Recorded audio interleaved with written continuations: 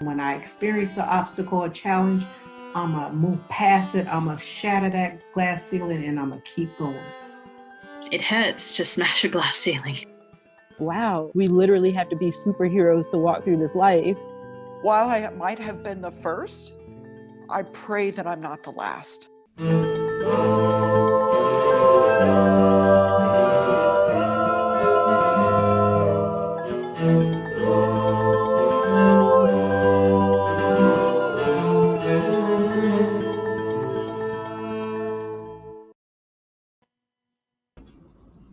Hello, Hey. hello. How are you? I'm great. How are you? I'm great. I'm in Cleveland this week. Yeah. Yeah, I was all worried about the weather. It's been, kind of rainy and things like that, but it kind of has this torrential downpour and then it's beautiful and then it's actually really beautiful and so I'm enjoying it a lot. Where are you? How are you? Oh, God, it's hot. Yes, we are gonna, if this is any indicator, we're gonna have one hell of a hot summer, which I like. Mm-hmm. But there are other people in my family who will they'll wilt. So yeah. Well, I'll let you know how I'm going to be in Cleveland for the next probably 6 episodes. So I'll let you know how it goes near Lake Erie. I'm hoping it's going to be a little cooler than Phoenix and Spokane. So watch out for the mosquitoes. They're as big as birds. Oh, that's true. And there's a lot of flies. So my son's all excited about using a fly swatter. That's for sure. Need him a zapper. He needs a zapper. Yeah, well, he could probably use one. We just got here 2 days ago, so I think that'll be on our list of things to purchase. Yeah. So. My brother and I have one, and it's a dare. Who can hold on to it longest? Yeah. I don't know. That's very safe. But anyway, welcome viewers and listeners in the future here to Taking Her Lead. I'm Joshua Everett Mayer.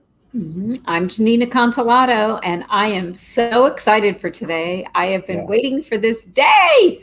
Yeah, for quite some time. So, we have Barbie the Welder. And yes, we do. I saw a post of hers on LinkedIn just randomly. I loved her art. I fell in love with her art, and I kind of watched her over a period of time, and she has great posts. She's so insightful and so wise and so not what you would expect. No. And so I had to reach out and ask her if she'd be on the show. So I'm really excited that she said yes. Yeah, me as well as a bit of a creative myself. So we connected when we had a couple of calls. Yeah. Quite well. And creative minds. Yep. Yeah, this is fabulous. So we do want to talk a little bit about our reach and that we have a little celebration as far as a state that we added. Yes, we added finally. South Dakota. And Mississippi. We are in 49 states. That North Dakota is the holdout. And I know we've gotten this far because of our listeners. So if you could just push us over the finish line, we would be so happy. If you know anyone in North Dakota that would love to hear a leadership journey and narratives, we would really appreciate your help. Come on, Minot. And I know some of the farmers in Western North Dakota. So, this can happen. This can happen. We've slowly made it happen. So it's been a little more than a year. So I'd be really excited to be in all 50 states. Yeah, that'll be amazing. It's going to happen. We'll get there. We're going to get there. And then this past week, 2 weeks ago, I met Julie Harushka, and she is going to be our guest next week. Yeah. And she has a website called Powerful Leaders, and she's on LinkedIn as well. And I watched her posts, and she's just fabulous. And what I really loved about her is that she's used her life experience to really just dig deep and help other people dig deep. And I love that about her. And how often do I get to meet our guests in person? So I was so excited to have dinner with her. We couldn't stop chatting. We had a good time. It was cool to have you. It was loud in the background, but it was cool when you FaceTimed me. I wanted you to feel included. I was like, you're going to love Joshua. So I just thought a quick hello would be worth it. So we had a lot of fun. That was great. And then this Thursday, we're dropping the audio from our live stream video interview with Lisa Vann. Yes.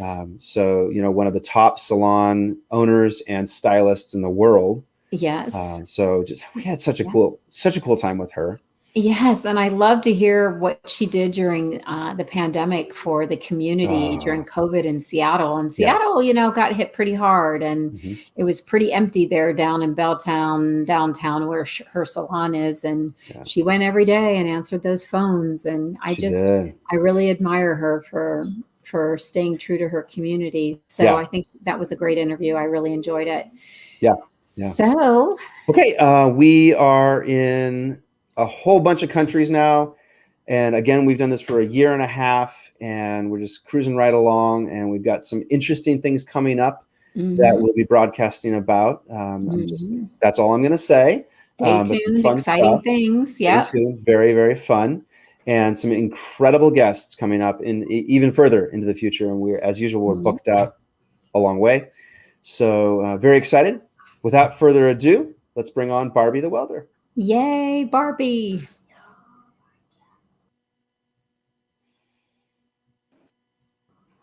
Hello. I love that you're live streaming from your studio. I'm so excited about that.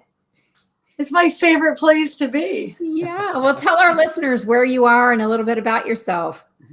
How your day's going. I'm a full-time metal sculptor. I'm from Erin, New York, a bustling town of, I think, about 1,900. That's awesome. Oh, it's incredible. You wave to every neighbor, and it's just a beautiful place to live. I love it. I am a published author of 6 books, metal sculptor, and I'm an advocate for the skilled trades. Yeah, I love that. Not very many women in the skilled trades. No, and they don't get celebrated enough. We're working on that. Yes. We're working diligently on that. This is a huge help, right? Yes. Well, I hope so. I have to tell you, the post that tipped me over the edge around you was, I've been following you for a while. I love your art. Your art is so expressive and just, it tells such a beautiful story. But there's a picture of you, and you have your collar up in your like blue collar pride. And I love that picture. And I love that post, just because I don't think that women have to be, in some corporate job to make a difference in the world and a contribution. And you just captured it in that moment. You made it, you gave people permission. And I loved that. Oh, thank you. That shirt means more to me than I can ever put into words. Having my name on a shirt was something that, as a kid, my dad was a diesel mechanic. He actually was a tin knocker way back before I was born, and then he was a diesel mechanic, and he had Bill on his shirt, and it was something that he was always proud of. I don't think he ever spoke about it, but just something that, it's just something you're proud of. It's a craftsmanship, and so getting my name on a shirt. When I was an auto mechanic, which was what I was before I was a welder, my name on my shirt just meant so dang much. Yeah, that's incredible. It's known. It's part of being known, being seen, right? Yeah. Which is being known as an auto mechanic. I am a mechanic. This is who I am. I studied. I worked. I practiced. I busted my knuckles a whole lot. And I go home with grease in my hair. There's a deep pride in the trades and in craftsmanship around the trades and working with your hands. There's a tribe there that is just, it's like the Jeep wave. If you've ever had a Jeep, like you do the Jeep wave or the motorcycle, you wave at other people on bikes. There's a community there, and Blue Collar has an incredible community. Inclusiveness and just pride and just like respect for each other, because we understand what it takes to do our job on a daily basis. Right. Well, what I'm struck by is that, I don't know if this is true. I'm just going to say what I've observed, but there's a lot of people, a lot of men even, who are cheering you on, and there's a culture of inclusiveness. Like, I don't get the feeling that they're trying to hold you down at all. Like, I hear them cheering for you. And can you tell me a little bit about that? Oh man, it's such a incredible honor to be a welder. And I think it's craftsmanship recognizes craftsmanship. Mm-hmm. I think welders give a good gosh darn whether someone's purple, green, blue, or yellow. I think it's just the fact that they see the skill, they understand the work ethic that's behind the skill, and there's that. And that's where that community comes in.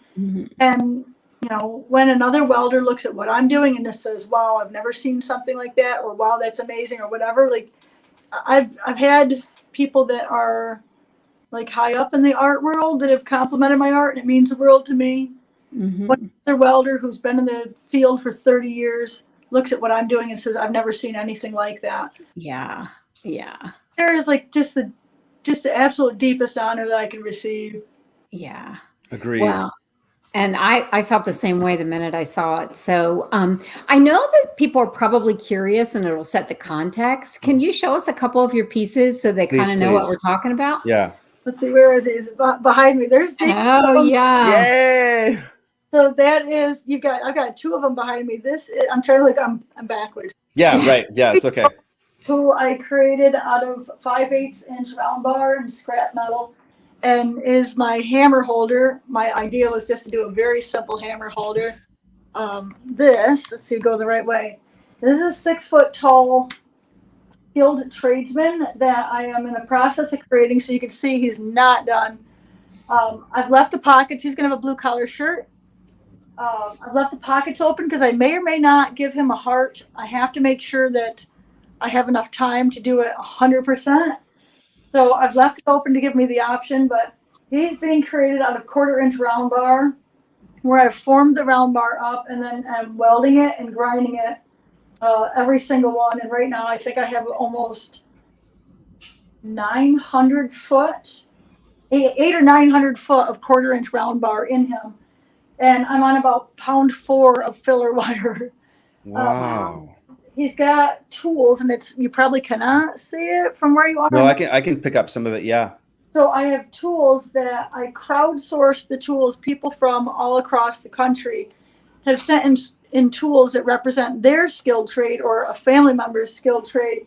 And I'm incorporating those into the sculpture. There's a bulldog wrench in his shoulder. I've got another adjustable wrench right here in chest. There's a tool that's from a vintage automobile that is like a wrench, but it does all the things on the car. Like that one wrench takes care of like every nut and bolt. Crazy. Wow. Need one of those. I've got an auger. There's like tongs from a blacksmith. I've got I don't even know what it's called, but there's a piece that like you would strap onto your leg and climb up a tree for a logger. Oh yeah. I have tools from I think 8 or 9 different trades represented in this, and people have sent it from just all over. And then that is so cool. Those are 2, and then this is one that's this is Hope. Yeah. Is she's created out of scrap metal, and I actually repurposed. I took a sculpture that I'd made previously, and I make stuff and I'm in love with it. I'm not done in love, but things change. And if, you know, as a creative, you understand, it's just like, sometimes I make something, I'm madly in love with it. And then I look at it later and I'm like, you know what? I'm not feeling that. And metal is such an incredible medium to work with, because there was the sculpture I'd made was, I love anglerfish. I love them. They're just these gnarly, amazing. They are cool. They're so cool. I've made a couple of anglerfish lamps. I've made just a few different sculptures. And I had this idea. I've been on like this vibe of creating these women. And I love the realism of capturing that, like the realisticness of the women, but I love the wings. But I ended up having, I created an anglerfish woman just in like this, I don't know, series, I guess. I just got in this vibe of creating these amazing women. And one was like a skull woman. Another one had like a raven head. And she had like a little baby raven on her hand. I've got another one that is, she has a skull face, but she has like butterfly wings on the back. But they're skull butterfly wings. Just incredible, in my opinion. I just love it. And, hope is what sold me. And when I saw the detail and the exquisiteness, and also I'm struck by, as you describe your artwork, all the metaphor that's in there, all the symbolism and powerful. And Barbie, you break boundaries. You really, I'm like, I like, go ahead. No terms for art, so I don't know. I don't know what the symbolism I just used was. That's okay. Yeah, I was gonna say you break boundaries. You're moving across echelons and different areas, and the fact that the man behind you has so many different tools in him. It's inclusive and embracing. So I love it. As someone who is, and like, there's so many words, right? There's it's craftsman, there's a tradesman, there's a maker, there's, it's just a fabricator. Like, it's all the same thing, just different names for it. Mm-hmm. As someone who creates and works with their hands and works with tools, these tools have our energy in them. There's so special about tools that, it's, my friend's father passed away, and he's a handyman. And so he was just like, I think you'd appreciate my dad's vise. I have his dad's vise. It's on my bench back here. And that's this fabulous. Means more to me. Like, I don't even know any of the things that man made with vise. But he had a workshop in his basement. He just tinkered and he made and he did. Mm-hmm. Carry that on, and hopefully someday someone will get that vise and it'll have all that man's energy into it. And maybe it was his dad's. I don't know the history of it. I really should have looked into it, because just for me, it just is, the tools have a story. They have a soul. They have this, this energy in them. And, I get to add my energy to it, and it adds energy to my art. And it's just this amazing, this amazing thing. And like with the tools, like, one, I cannot be more honored that people would send me these tools that they sent. Yes. Because they're rooting for you. Yeah. And I appreciate that. My thing is, like, my dad's a maker. He's a jack of all trades, master of none. And if I saw someone making something like this, I probably would send in a tool. But dang, it's, my dad made with that tool. His hands were on it. He created, his mind was into it. Yeah. And someday either me or him or both of us aren't going to be here to physically have that tool. Right. Which my dad did, like his scribe in the arm. So I've got my dad's scribe in the arm. But it's, the fact that people trusted me with these tools that belong to someone that they deeply love. It's so powerful. Me to do something good with them. It's definitely just deeply honored, right? I wish I had better words to describe how much that meant. And it's their contribution to the final, essence of it. And I want you to know, already you have comments in the comments section. Yeah, read one. Trades said, now is the time to reboot the narrative for the skilled trades as a rewarding and fulfilling career path for all comers. Honored to have Barbie on that mission with us. Yeah, and Harsimer said, I'm obliged being on this live stream, admire Barbie's work. And so, you're touching people. I kind of know, I talked to you before the live cast, so I really want to get to your story, because I think that people will just be amazed at where you came. So we have a couple questions for you. Awesome. I am an open book. Go for it, Janine. You can take the first one. Yep. Yeah. So what do you think your childhood experiences? I know you mentioned your dad. Was there any childhood experiences that kind of set you up for this journey, or what was the path here? How early do you remember using your hands? Since I can walk. I literally feel like looking back, my parents were training me to be an artist all my life. They just had no idea they were. Both my parents are very creative, and they're both creative in a way of, and they, like, my dad, I think he knows he is. I don't know if my mom realizes how freaking incredibly creative she is. They're both brilliantly creative. So my dad, since I could walk, literally, like, I wasn't treated different because I was a girl. We didn't have like a gender boundary in the house, like girls cook and boys work on cars. They taught my brother to cook. They bought my brother this amazing, like at the time it was a course that you buy through the mail, and like they'd send him stuff to do, and they'd send him like the cooking tools so he can, he cut like a carrot into a spiral. I thought that was the coolest thing. But like cool. like things to do artistic stuff with food.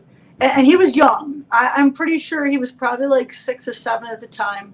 And my dad took me, which my brother was young. I don't know if that matters, but my dad took me and was like, I'm going to refinish the floor in the house. They had bought a 100-year-old farmhouse, and every single year there was each room, like we'd do one room. And so I pulled lath and plaster. I learned how to wire electric. I learned how to do plumbing. Wiring electric is my least favorite. It's still spooky. But yes, it is. It's scary. Right? Like I wired my own welder. Like my Miller 300. It came with, like, the plug wasn't on it, and I just wired it up. Like And that's 220. That's 220. Yeah. Ooh. I know, right? You should have seen me plugging that in. I was still.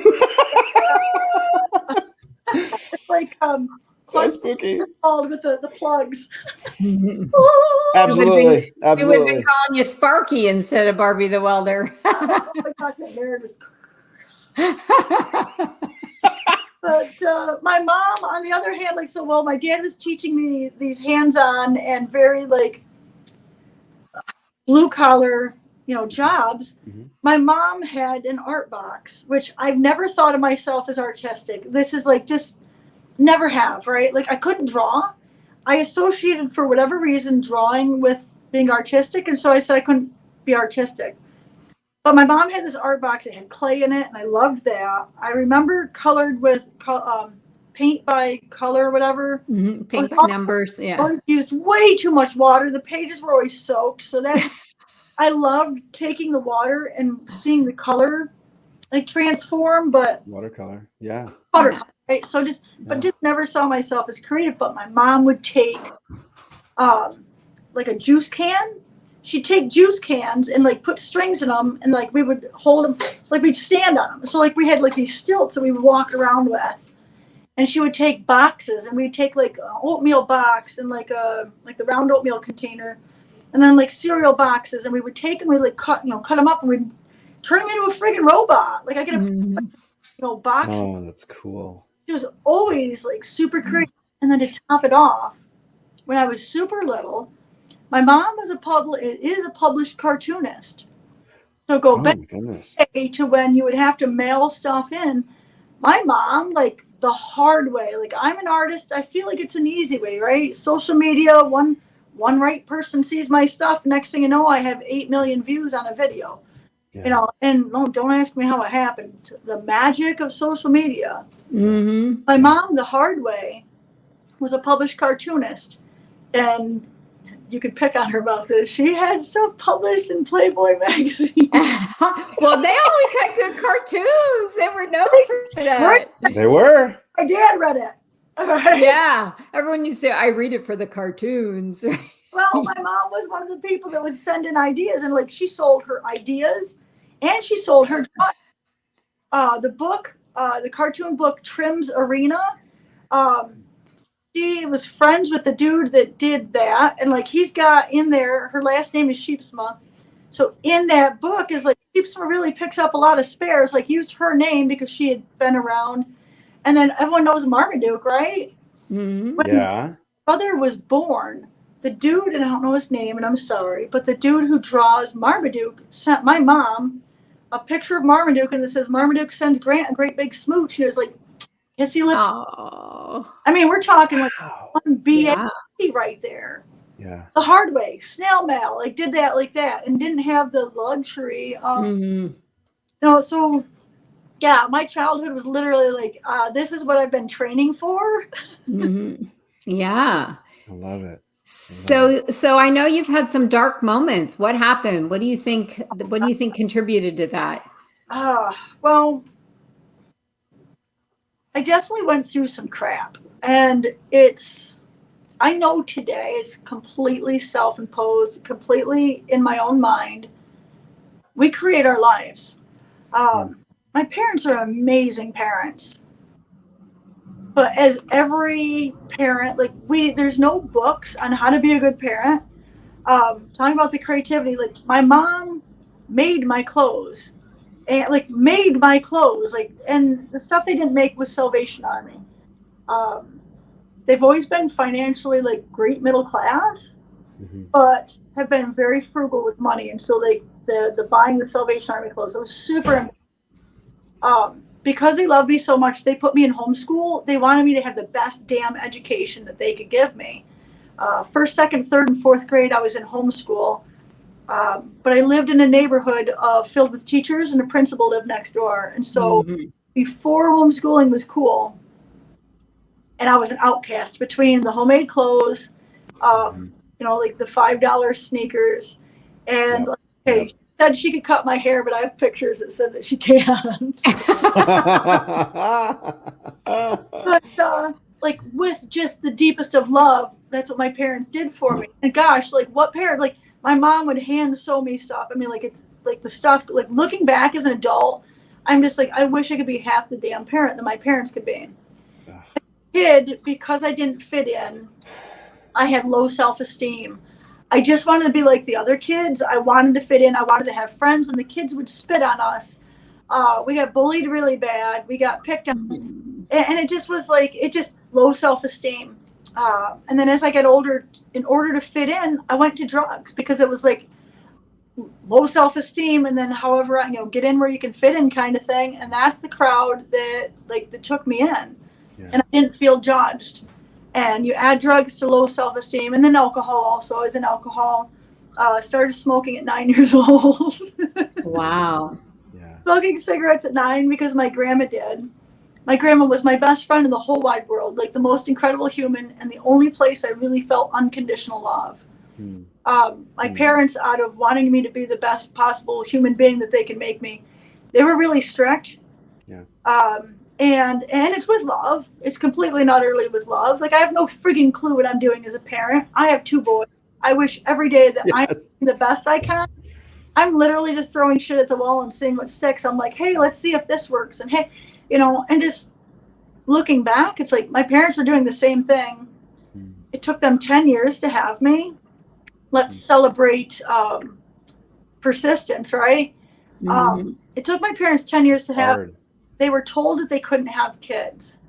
And so I was my dad is the baby of the family, of his 4 siblings. And then, so like, that's his mom's, like, that's the baby.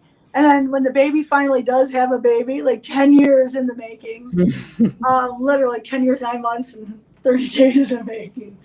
I was totally babied by my grandma. Yeah. And it was complete and unconditional love. And my parents just wanted me, like they went through hell and back probably a million times, just like the doctor's appointments and the operations and everything they went to have this child. Yeah. And then Barbie shows up, and I am just, I'm an Aquarius. I am like a future thinker, and I'm a freedom. I literally came out of the womb with a brave heart, makeup, yelling freedom, like who I am at the core. Being an artist is like the best gift I've given myself besides being a parent. But they had this kid that they want to like protect and coddle and keep safe. And I ran away for the first time at 5 years old. It was just a little bit too much of like under the thumb for me. Terrified your parents. Oh my God. Yeah, I am a heathen from way back. What to do with that, right? Like I didn't cross the road because I wasn't allowed to cross the road, so I walked around the block. But my wagon and my underwear and my my stuffed animal. Essentials. Yeah, essentials, right? Like I don't know at 5, like, but I mean, like, and I came back, but it's like that was just I just felt so suffocated. Yeah. Here are like, and it's just like just 2 different worlds, right? Like I literally just. Yeah, like I got older, like got into drugs, and I ran away like all the time. Wildly, the house I own now is like this town where I live, which is 15 minutes from my mom and dad. It took me 2 days to walk here from where they were. I thought I was so far away they would never find me. Like used to run away here as a kid. Oh wow. Yeah, Hmm. I was homeless in like the woods down the road from me. I got arrested less than half a mile from where I own a house. It was the funniest thing in the world to buy this house. I'm like, Yeah. Karma, Redemption. huh? Redemption. Yeah. yeah, oh my God, total web redemption, right? Yeah. But yeah, just I got arrested several times, more times than I can count on one hand. I went through alcoholism. I went through drug addiction. I went through deep depression. Um, I was living in my own personal hell, and it was just like looking back, I understand it was self-created. Hmm. We literally create our lives. And this is like I heard this the other day, and it's from a book I read, and I don't quote me on it, but like we literally create our mind, or we create our life, and then we create the stuff in our head, and then we experience life through our feelings of the stuff we're thinking. So what we do is we go into the room, we draw a picture of a monster, we see the monster, we get scared to freaking death and run screaming out of the room because of this monster, not remembering that we created that. Created that. Mhm. Yeah. Yeah. Wow. So what were you running from? I mean, Mm-hmm. or running to, I guess. Good question. Freedom. I just wanted freedom. I had like an 8 o'clock bedtime at like 13 or 14, and it's because they were like trying to tame the beast kind of thing. Mm-hmm. My friends are out playing, and I'm just like, forget that. Like, I'm out of here. And I'd crawl out my window, down over the porch roof, up over the house roof, down the tree, and I'd go hang out for a couple hours, and then I would climb back in over my, over in the window. And the only reason I went to school really for years was to socialize with people that probably didn't give a shit about me. Who may not have liked me, but I had drugs, so they liked me. Ah. Yeah. Joshua, you were going to ask a question. What were you going to say? Oh, I was just about creating ourselves, taking it even a step further, and I bet you'll resonate with this.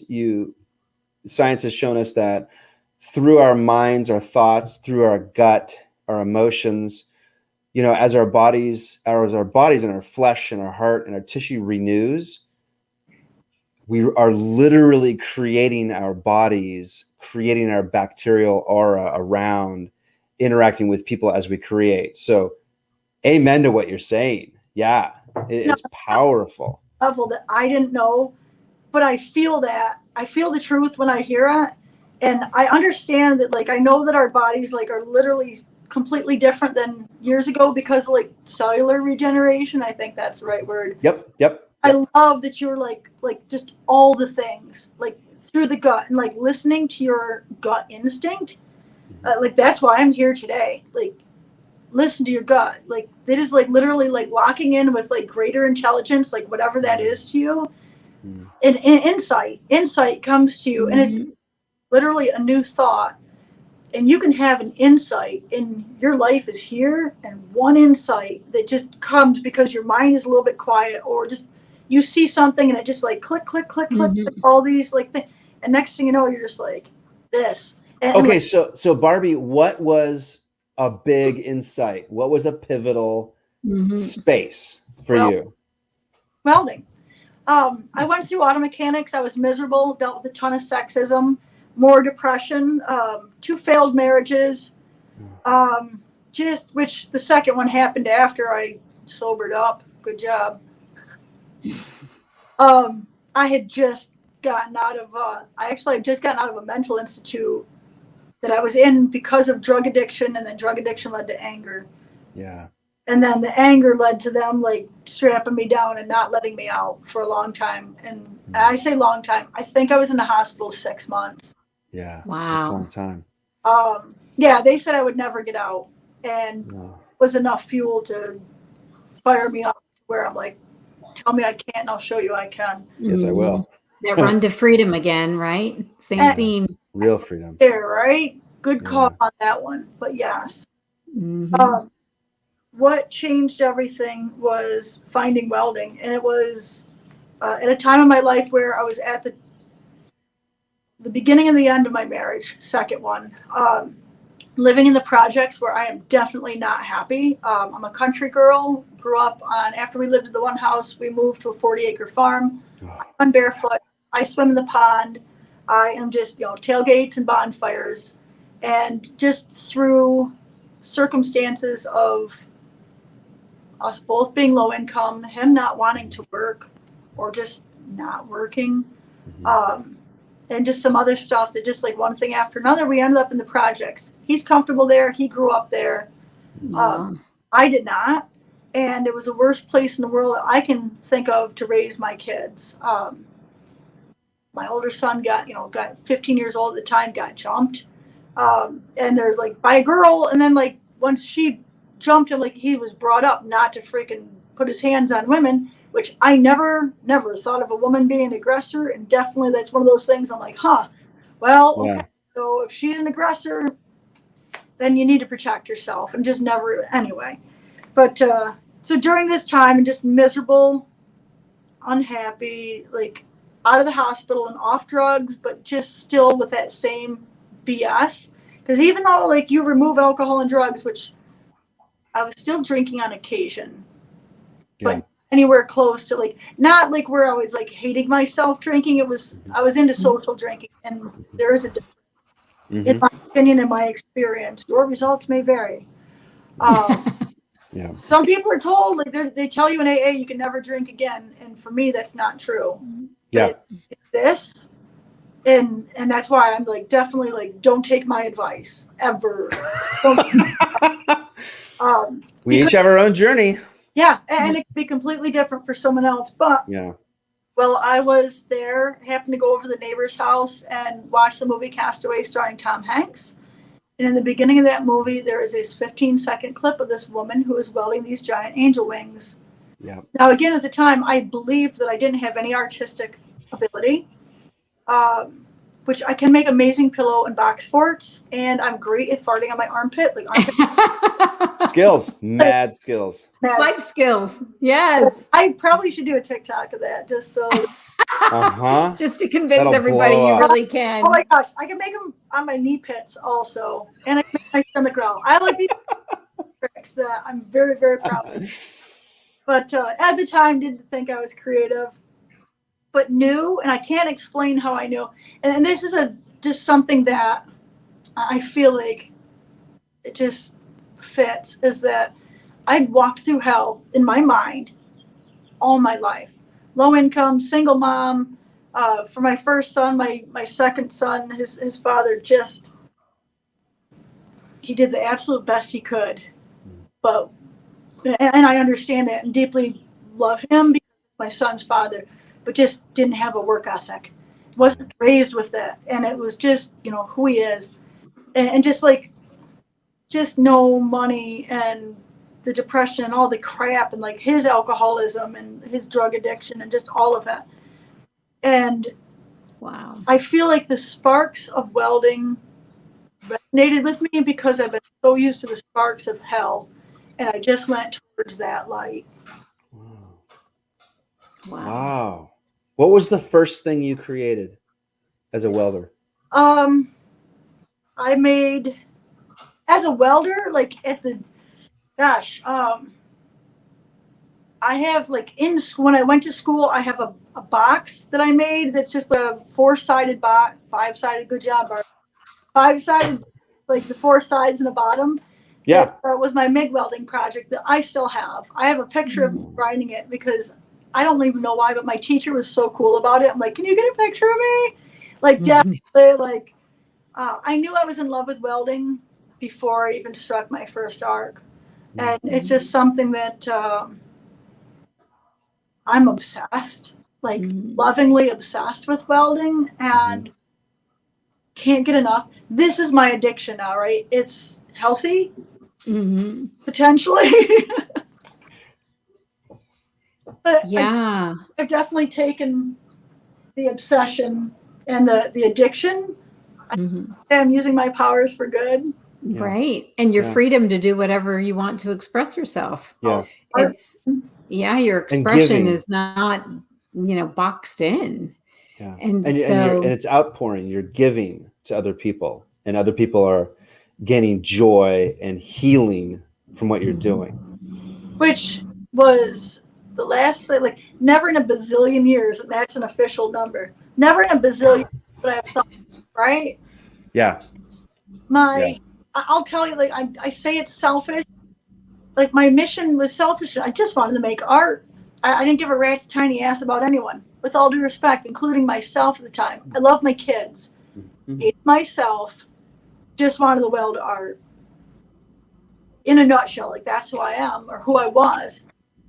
And from that, through my journey, just through, like, my depression is gone. My addiction to like needing to like the drugs and alcohol. Yes, I definitely have cocktails. I love to drink, but it's, I had we went to Father's Day. I had one drink with dinner. I may or may not drink for the next couple of months, or I might have 5 or 6 beers at a bonfire. But it's that the drinking to drown who I was is gone. It's drinking to celebrate or to socialize. And that's why I say which, AA has their own thing, and totally respect the program. They have helped so many people. Yeah. But it goes back to that freedom. They told me you can never drink again. I'm like, haha, like, I'll show you and raise you. And it's my last book that I wrote. I won't swear, but it's called The F Word, F-U Fuel. It's how I am where I am today is because of that. Like, screw you, I'll show you. Yeah. I've taken everything negative in my life and I've made it into a positive. And I didn't understand how to do that, but it's coming. It's come over time, over the journey. It's 13 years since I decided that I needed to be a sculptor. I've been full-time for September 1st, it'll be 7 years full-time. And during that journey, during those last 13 years, for me to get to where I am today, it's a complete and utter, and I didn't know that in the beginning, but it's a mental game. It's completely and utterly, everything we do is literally just a mental game. In order to grow myself into someone who can make the art that I have, I've had to grow myself here and here, and I couldn't have what I have today. I couldn't be one without that like whole mental thing. So it was a happy accident at first. It was the creation of it was the welding. It was the learning. It was like constantly trying to improve my skills. That happy accident, my self-esteem grew. I would have took me down to save up for school. It was only $1,200, but I didn't have a pot to piss in or a window to throw it out of. So I finally was like, I told everyone, I'm like, I'm going to be a welder, and they were just like, you are crazy. And I was like, I'm going to make metal art. They really just thought I was crazy. And my first logical step, I'm like, I'll go to school for it. I was familiar with BOCES, went to BOCES for auto mechanics. Amazing program. If you can get into it in high school, run that, because it gets expensive after you get out of high school. Use it for all it's worth. Take all the courses. If you can get it into it in 9th grade, run it. Like, definitely be like 9th and 10th for one, and then do 11th and 12th for another. But dang, like, that's free knowledge. Take that and just do whatever you can with it. Even if you don't use it, you'll still use it someday. I promise you.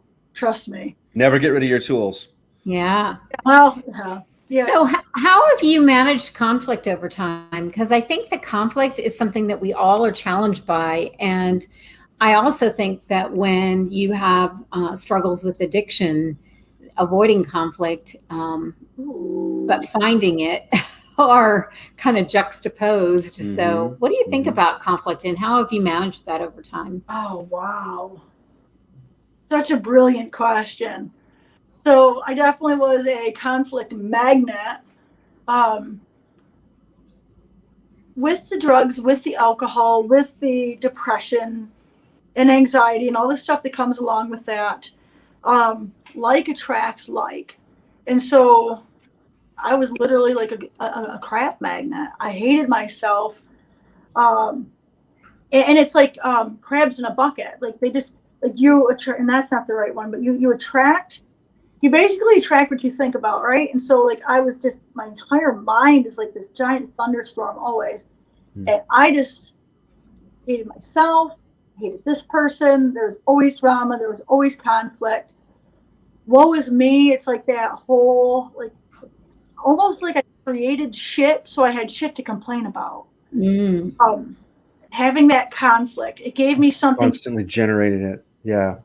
And it was like it's a self-generating machine where it's just like, oh, me and so and so are fighting because of whatever, and it was like I complained to this person about it, and and it's just like it just snowball rolling down the hill, just. I drew conflict into my life, and then I would have something to have attention over. Oh, look at this conflict. Let me find some. Just look at this conflict I'm having. It's awful. How bad is this? Look at me. I'm having so much conflict. Yeah. And it was attention-seeking behavior on my part. Everyone's different. And It's probably how you got arrested. Yeah. Right. Oh, let's see. It was because I like to drink. Yeah, and create drama, right? Run away. And there was definitely, because I definitely tried to stay low key. Like I tried to keep my parties small. Yeah. So my arrests were like vagrancy and serving minors. So like if you're 16 and you give a 15-year-old kid alcohol, you serve minors. Yeah. Who knew? Yeah. I did. We thought he was older than me anyway. But Classic. all right, rookie move. The conflict. It like as I I would totally like create this conflict, but then be like it's their fault. Definitely their fault. It has nothing to do with me. That's a you problem, not a me problem. Mm-hmm. And somewhere, I don't know how it even happened, but somewhere towards the end of my first marriage, someone said something to me about like, it's like blaming him for it. And I don't know how I figured it out because I was still in addiction at that time. But somehow it was just like, nah, it takes two to tango. Like, it's both of our faults. Like, I definitely wasn't the best wife. Like, I don't know how to be a good wife. I have no friggin' clue what goes into it. We drank well together, and that's what we got married on, including the fact that I was drunk. We were both drunk when we got married. Mm-hmm. And then stopped to get the keg before we went to the reception, in which case I got hammered drunk. Wow. Yeah, but like that's who we were. And like, so like we had that common denominator. We both already had kids.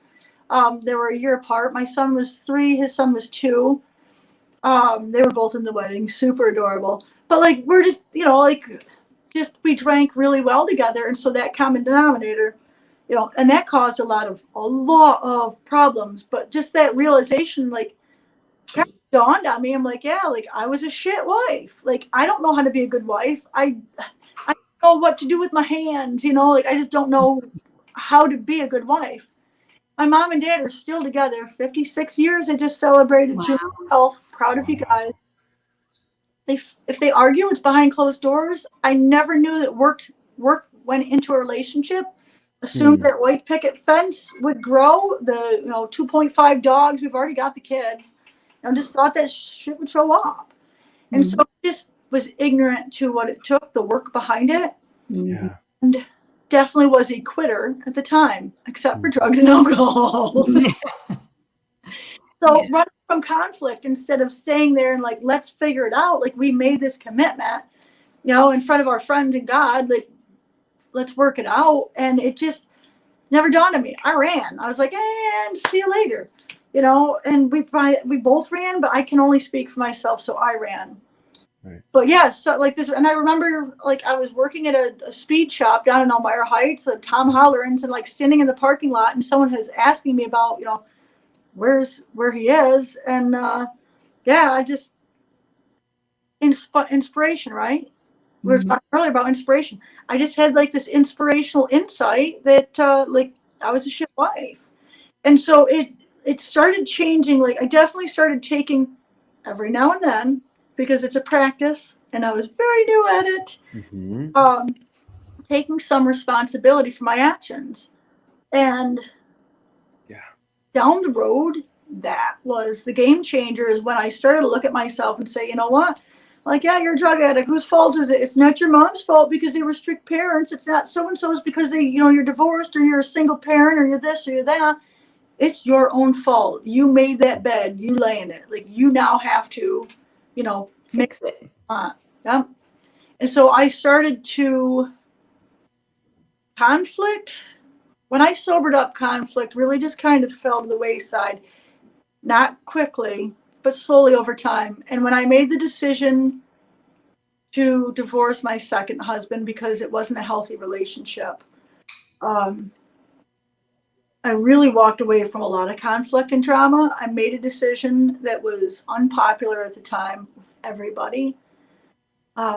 Looking back, it was one of the best decisions. Mhm. I didn't want my sons growing up thinking that a person that doesn't work, there's someone that's lazy and sits around and plays video games all the time, that doesn't, serve their family, someone that doesn't, like help in any way, shape, or form, and then is fall down drunk most of the time, and is doing drugs, and is just not, like, I don't want my sons to look at that and say, that's what So you had to learn to let it go. Yeah. Right? Yeah. It was my second divorce, which I was with him. We were together 8 years, and it was, had learned from the first one, wanted to do better. He was amazing with my son, but it was, I find out later on, it's because they were both on the same mental level. But he was the best friend to my son, and I saw that and fell in love. And I was so grateful for that, because my first husband was not. Right. So it's, that one, that was a lot of, I had just gotten out of the hospital. He had just gotten out of prison 6 days before. I'd go for, a couple of weeks. Match made in heaven. Wow. But it was the biggest blessing of my life to have met him. We have a son together who is one of the greatest joys of my life. And had I not gone through like all that we had gone through, like, I'll do it 10 times over, right? Yes, it was super difficult, but I'd do it 10 times over to have that young man in my life, like to have to get to this place. Yes, and I wouldn't be who I am without that, right? So, like, yes, I'm talking about all this negative stuff that I've gone through in my life, but I will tell you how damn grateful I am for every single hardship, because those hardships have sculpted me into who I am today. And without the, trying to figure out how I'm going to hide this drunk man for like this, as the kids are kind of like, no, go back to bed. And he's like falling up the stairs and like puking onto, it's like, how do I keep my son? Like, there is, and my drug addiction and my alcoholism and my depression. My son lived with my mom. My oldest son lived with my mom and dad for the 6 months that I was homeless in the woods, and then, in the hospital. Yeah. Wow. Barbie, I want to jump in. Barbie, you said, sorry, Janine. You said sculpted, those experiences sculpt. And that makes me think of your work of burning to bend, grinding to shape, hammering to shape. Yeah. And you've got, all of us do to a certain extent, you've gone through the burning, the grinding, the hammering to become who you are. Have you, I want to touch on something. It doesn't sound like you're so much in this space now, although you feel free to comment on that. But you experienced sexism as a mechanic. Could you speak to that just briefly? I just want to hear a little bit about that. Definitely harsh as shit. And let me start this out with, if you're not being treated with love and respect, whether it's in a relationship or at a job, then beat feet, like kick rocks and get out of there. There are so many companies that will treat you with love and respect that you deserve, and you deserve love and respect. And that goes for everyone. Everyone. My low self-esteem, I feel like we always handle stuff as best as we possibly can with what we have in the moment. Yeah. I dealt with sexism at a couple of different jobs, and like one, they were just like, don't rock the boat. When I tried to go to someone for help, another one, I didn't even bother going to help because I was just like, F it, I'm leaving, because I just knew, like, I don't know, I didn't know, but I was like, that's the result I got last time. It didn't work. Third job I went to that I had sex, and I had a couple of jobs in there, but the third one I went to, I was in my first marriage. Best job I ever, just completely, actually took me 3 interviews to get the job. It paid so damn good. And I was just over the moon happy with it. I won't tell you where I worked because it's okay. I was a service writer. People would bring their vehicles in. I would write up what they needed to have done with it, and then it would go to the person I worked with, who was my boss, pushed me up into the corner of the counter with his Ghibli bits and was like rubbing on me. And I like got away from him. Like, and we're in the middle of the garage, just an FYI, like our booth thing that we're in, like the horseshoe shaped thing we're in, like there is a row of mechanics there. Whether anyone saw it or not, I'm not sure. I went to the woman who was in charge of writing up the warranties because it was a woman. And I'm like, this is what just happened. And she's like, no one's going to believe you. Everyone loves you, this person, right? So everyone loves this guy. And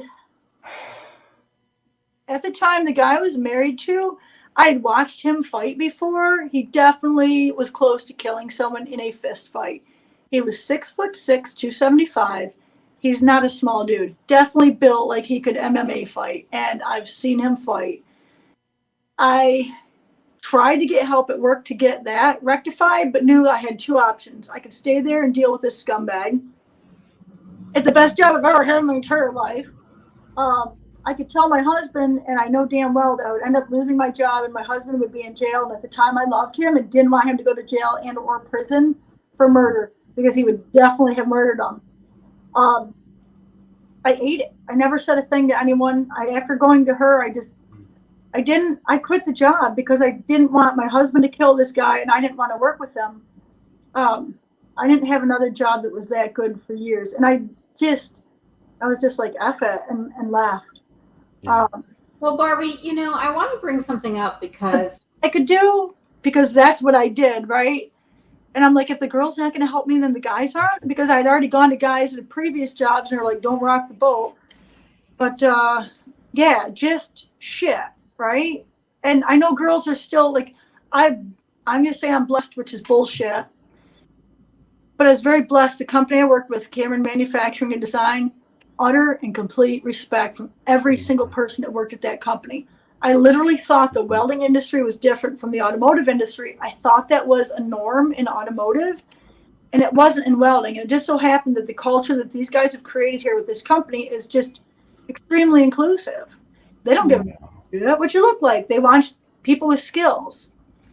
But Barbie, I want to bring something up because on your social media, I think some of the comments sometimes are guys thinking they can rescue you, or they can, that you need them for things, or I don't know. There's just a few, every once in a while, there's a few comments of, people thinking that you need them. Do you know what I'm talking about? Or does that ever? I definitely get the I love yous a lot, and like wife material. Yeah, that's what I'm saying. I mean, you're still getting it. I guess you have control over managing it, but it's still there. Would you agree with it? See, no, I don't see that as, and maybe I'm way wrong, right? One, they don't know me, so like, yeah, idea of me. Yes, I understand that. Two, God, if they had to live with me, they definitely wouldn't be able to live. God,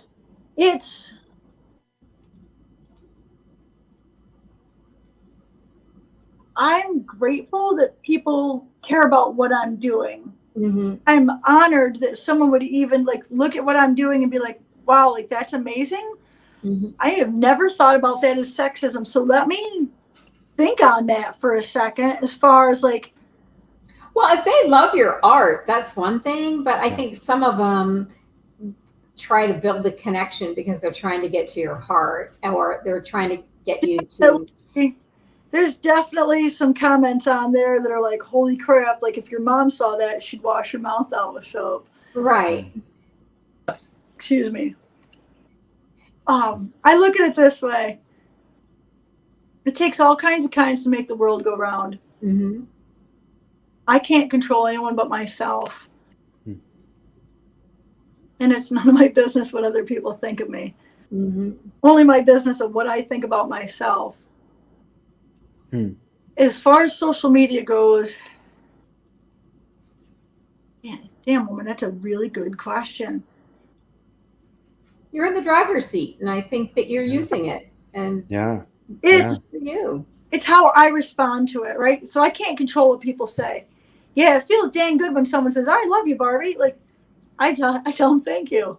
Yeah. You know, and it's just like I understand from my side. Like I know that they love the idea of me. They love the fact that I weld and I ride motorcycles and I go fishing and You write books. I write books, and you know what I'm saying, like I do all this badass shit that they wish their friends would do, and here's like or whatever. But it's just like, it's at the end of the day, yeah, like I can't control what they say. It's just like I'm deeply honored that they like what I'm doing. I would do it whether they liked it or not, right? Like it's like this is who I am. Definitely was brought up. I don't want to say like brought up like a son. I was brought up without the gender boundaries, right? So I've gone towards what feels good, and for me, like freaking love riding my motorcycle. I love welding. Like I love wrenching on cars and take me to a race, man. I freaking love anything to do with the motor, like like just anything that races. I watch racing lawnmowers. I would love it, right? I would love to race a lawnmower. If someone just builds a racing lawnmower, right? So I think it's deeply attractive to guys because I'm a girl, but I'm doing shit that guys normally do. So like here, there's very, very few women that I know that like get like the same stuff that I do. And so your average woman is not welding stuff and doing this. And so when these guys see it, they're just like, holy shit, someone I can weld with, and how cool would that be? But it's, at the end of the day, it's like, yeah, I don't know. I want to take that a step further though, Barbie. You said there's just not many women welding. There's not many women in the trades. We need more. Why the hell not, right? And not so much like let's figure out why not, but it should be of course. We had one of our guests say that it should be absolutely of course there are women in the trades. There's a workload of them. It's just they're not as. I'm really good at the advertising part through my social media, right? There's a ton of women out there, which I talked to the president of the American Welding Society a couple of months ago, and definitely less than 5% of all welders are women. Do you want to talk about the skills gap? We have a huge need for skilled welders. The entire trades industry has a giant, like, we have all these people that are constant. And the trades weren't shown as honorable career paths for years because they're like, go to college, get a good education. And college is an amazing career path. But skilled trades. Yeah. College isn't for everyone. Skilled trades isn't for everyone. Yeah. You look at like Rosie the Riveter and the ladies back then, like they crushed it in a time of need, but then went back to work or went back home for when the men came home that they would have jobs, but never thought of like staying in the industry. And they were just amazing at what they did.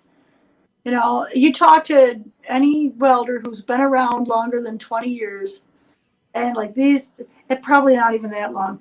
You talk to most welders who know their shit, and they will tell you women make the best TIG welders because their attention to detail. It's not mine. I just passing it on. That is okay. Barbie, we've got one last question for you, although I just want to be honest. I'm sure Janine is on the same page. We could probably talk for the next 5 hours. Yeah. But without skipping a beat, just without a problem. So, but the question, we always end up with this question, is what are you most hopeful for with regard, let's narrow this down, with regard to women in the trades? I am most hopeful that women understand and see, hopefully through my example, that skilled trades are incredible career paths. If you like working with your hands, there are such a wide variety of paths that you can take. It's not just welding. Like there's just hundreds of paths in welding. There's so many paths. So not only are they amazing career paths, they build self-esteem, they build self-worth, which we all need. They are financially so good. Like as a single mom, I've never been able to better provide for my kids. This house that I'm sitting in, bought it myself, no cosigner, all me, baby. And that's because of welding. So financially and the benefits, like on top of that, like the company I work for is an ESOP company. If you guys don't know what that is, look for ESOP companies. Employee owned companies. They are incredible and have just incredible culture. Yeah, they do. There's a ton of companies that have incredible culture. But on top of us learning to build in the trades build us as human beings. And it's just, I didn't set out to fix depression, to fix anxiety, these are things I lived with almost all my life and just assumed this is what life is. Like, this is how it is. You probably will not find a happier person than I am. Just obviously. Yeah, we're happy for you. Hence in my shop every single day. I get to weld like every single day. It's hard for me to take days off. Welding and paths, like career paths in the trades, just have so much to offer. Yeah. And there are companies out there that are deeply seeking skilled tradesmen and will train you. The unions will train you. Going through BOCES classes or BOTEC or VOTEC, really, on top of all the things with the trades are super easy to get into. Mm-hmm. You can learn quickly, but it takes a lifetime to master if you ever master, but you probably never will. So if you love to learn and you will never get bored. If you get bored easy, you will never get bored. But also, if you do pay for your education for skilled trades, it's much less expensive than a traditional college, which means it's a shorter learning period, which means you get to work faster. The pay is usually much better, entry level, and you have much less debt going out of college. Yeah. Mm-hmm. Barbie, this has been a privilege. Yes, it sure has. You just amaze me and inspire me. I'm so happy for you. Yeah. And you found your way, it's so many people are not able to do that. No. It's so inspiring. It's a lot of hard work. Like, there's definitely a gap in the story there between the depression and the welding. There's a crap load of work. But if I can tell you to do anything, start working on your mental game. Your mental game is like where this goes. It literally just, it's your entire, it creates your entire life. Everything starts up here. Mm-hmm. But if you could find something to study about your mental strength, definitely run that. It'll change everything. Yeah. And that's not even necessarily with these, trades. It's everybody that is grappling and trying to find happiness, right? It's that mental game. So I really loved having you on. Thank you so much. Thank you so much. Thank you so very much. And I'm going to keep watching and seeing how Hope evolves because I think she's beautiful. Yes. And I'm going to continue watching your artwork. You really inspire me. Same thing. Thank you so much, you guys. I appreciate you both. Barbie, stay on with us. Right after this, we'll just chat for a second, but we're going to take you off the screen here so Janine and I can just pump you up because this has been so cool. So thank you very much. Thank you very so much. So, wow. Isn't she just fabulous? I'm so happy for her. Janine, as you know, we take the clips and the quotes, and I don't know how we're going to choose. Yeah. Because there were so many times. She's got the secret sauce. Just landing them. She's accountable. And April Daniels wrote on here, what an incredible story, Barbie. And I agree with April. Wow. Yeah. She's how many people would love to be able to come from the depths of despair and find themselves. And if she can inspire one person with her books, her artwork, we've done our work here. Yep. That's what our platform's for, is to continue her good work. Yeah, absolutely. So, Janine, thank you. Thanks. And, it was great to see you. Great to see you. We'll be connecting over our drop of our next episode of Lisa Van on audio on Thursday. Yeah, the audio. So, and then Julie Fruska on Monday. Yes, and North Dakota. Come on, North Dakota. Come on, North Dakota. We can do this. All right. Thanks, everybody. Take care. Thank you.